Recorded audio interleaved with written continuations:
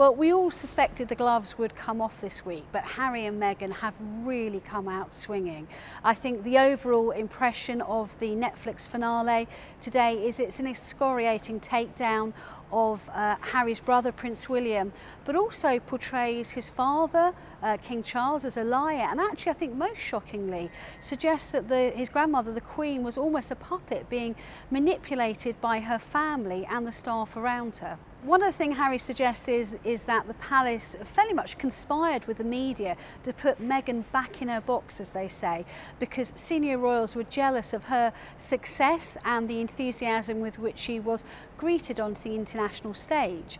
There are some pretty shocking specific revelations. Harry says that when they sat down for the infamous Sandringham summit to thrash out his and Meghan's future, that his brother screamed and shouted at him, and that his father told several untruths while the Queen just sat there and watched them.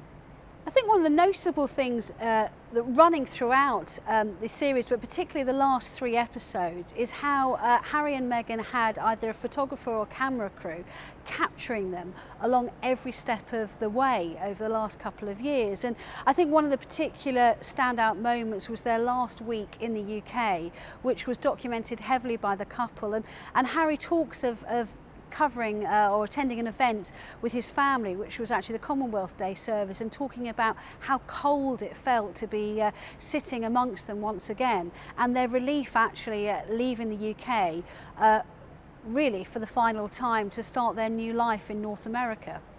One thing Harry is keen to hit out at is what he sees as the misogyny his wife faced during her time as a member of the royal family. And he makes very clear that he believes it was his decision for them to leave. He claims for the safety and the sanity of himself, his wife and their family. Meghan is portrayed very much as the catalyst, as opposed to him, who is the decision maker. I mean, the couple make clear their frustration that they think the royal family missed a trick in terms of being able to use the unique nature of their biracial relationship within the kind of confines of the royal family on the global stage. But of course, I've also spoken to people who said over the last few years that actually they didn't really want to work with the family, that it was either going to be their way or the highway. And obviously in what is quite a hierarchical institution with a CEO, the Queen, at the top, you can't really do that.